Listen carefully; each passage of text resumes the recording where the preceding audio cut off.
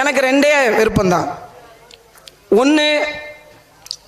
ஒரு கும்பல் போய் நாடாளுமன்றத்தில் உட்கார்ந்துட்டு பெரியார் நாமம் வாழ்க, அண்ணா நாமம் வாழ்க, கருணாநிதி நாமம் வாழ்க, எம்ஜிஆர் நாமம் வாழ்க, ஜெயலலிதா நாமம் வாழ்க என்று சொன்ன அந்த இடத்தில் யாரை ஒதுக்கி வைத்தார்களோ, யாரை தடை செய்யப்பட்ட அமைப்பின் தலைவன் என்று சொன்னார்களோ அவர்களை ஒட்டுமொத்த தமிழினத்தின் அடையாளமாக எமது தலைவன் பிரபாகரன் மீது சத்தியமிட்டு அப்படின்ற வார்த்தையை சொல்லணும் அப்படின்னு ஒரு பெரிய கனவு, ஒரு ஆசை. ரெண்டாவது, எந்த மக்களுக்கான உரிமைகளை பேச தடை விதிக்கப்பட்டதோ, எந்த மக்களுக்கான உரிமைகள் எல்லாம் ஒடுக்கப்பட்டதோ,